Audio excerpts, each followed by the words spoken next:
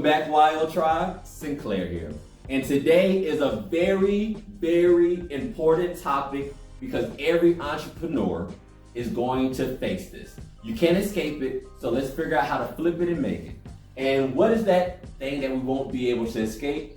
People asking for free stuff, asking for your free products, asking for free services. And let me tell you what free gets you. Free work begets more free work. That's what happens. So, like I said, people may feel as if your products and services should be free because they're one of the 3 F's. They're either your friends, they either your family, or they're just plain out fools. Because between entrepreneur to entrepreneur, we both know there's nothing free, and everything that is given free still has a cost to it that usually falls on us. So let's say you decide to do free work, right? You need to do it without expectations, because you're gonna have a broken face when it doesn't pan out well for you. And let me give you a little example real quick. Let's say you were looking for some DJing services, right? You have a little gala coming up, a mixer of some sort, and you need to find a DJ. Your friends Amy and John say, "Hey, we had a DJ come to our homecoming last week. He was amazing." And then you say, "Hey, well, how much was he?" "He was free." What do you think? You're like, "Oh, a good DJ that's free? Let me call him up." You call the DJ up. You go ring ring. The DJ answers, "Hey, this is DJ." You go, "Hey, DJ, this is Sinclair." No, your name is gonna be John, right? So this is John. I heard Amy gave me your number, said that you did her homecoming and you were amazing. DJ goes, "Yeah, I remember Amy. It was amazing." You go, "Well, I have a gala coming up, and I would like you to do my gala as well." The DJ says, "Okay, it's $500. What are you gonna think? You're gonna be thinking, "But I heard that you did Amy in there for free." What does the DJ now look like? DJ looks crazy because now he has to figure out a way to tell you why he gotta charge you when he was just doing it yesterday for free. So the rule of all this, the point of this whole analogy is, don't be the DJ. You do not want to be in the DJ shoes, sitting around trying to tell people why you can't do free work anymore, okay? And you're probably wondering, "Well, Sinclair, I need to get some exposure. I need to get out there. What do I do?" Let me tell you what you do. And this is how I learned what to do. I was in India, Fazibad, India to be exact, and I was at a secondary school, a high school, and they wanted me to really impact the community because they heard about me coming from Rishikesh up north. And they were like, "Hey, we heard you're amazing." I fell in the same trap. I heard you did some stuff up there. Can you do it for us? And I said, "Hey, enough is enough. I can't keep doing free work." They said, "Well, we're kind of tight on money." They always try to pull that. "We're tight on money. Everyone else is getting paid, but we're tight on money when it comes to you. What can you do?" And I said, "You know what? I don't want money to be the issue why we can't, serve the youth of today. So why don't we leverage what you do have?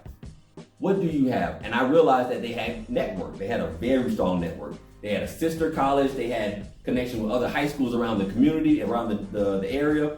I said, "Hey, once I show out with your school, will you refer me to 3 other schools for paid work? Will you refer me?" They said, "Yeah, we'll do that." And they did. And I ended up doing a teacher's training for their sister university. And at that training, they paid me. They got me a penthouse for 2 weeks. They got me a personal driver. And every day, I know, right? That's crazy. And in India, you need one because driving is probably the most chaotic thing. I've never seen people almost crash all day.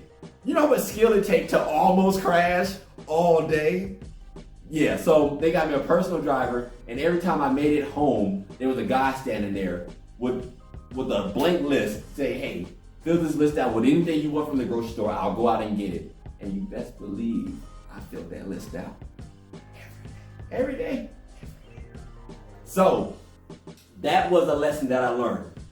Figure out how to leverage what that organization has. So some people are dealing with organizations in higher caliber tier. Like you might be dealing with someone at Google or P&G or something.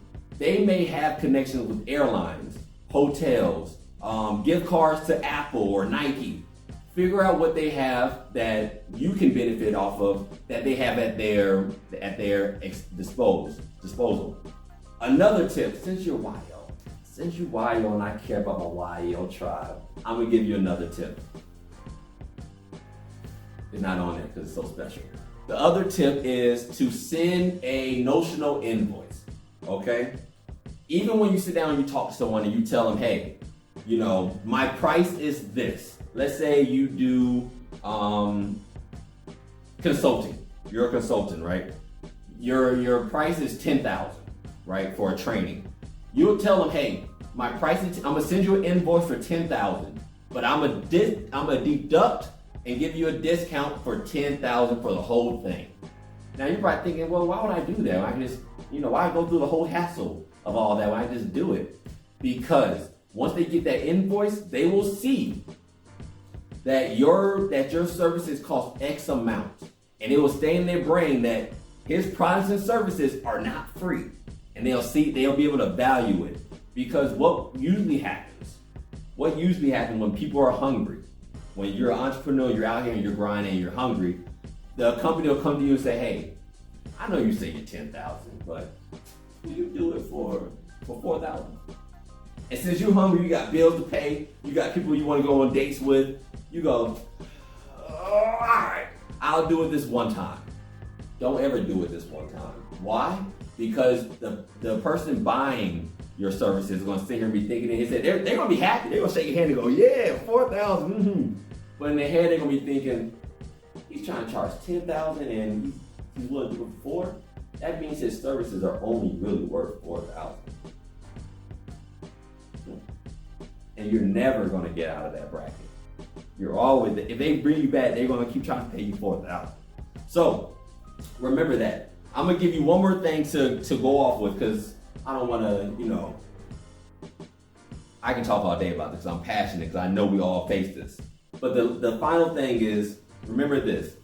If you look around the room and everybody else is getting paid, why aren't you?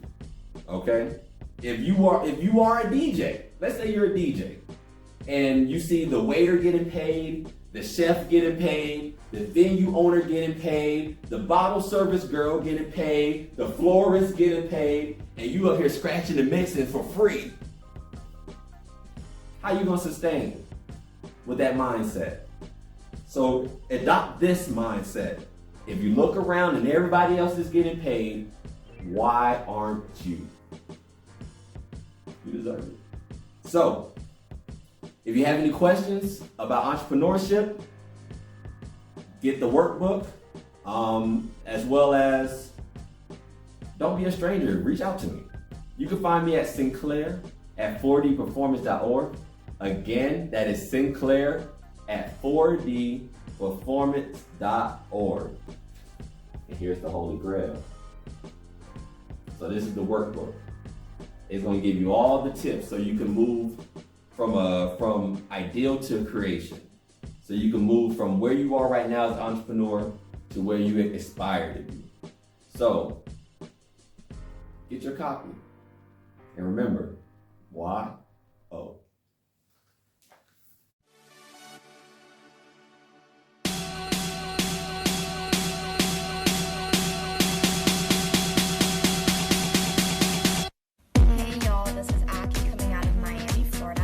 Hi guys, it's me Felicia checking in from Indonesia.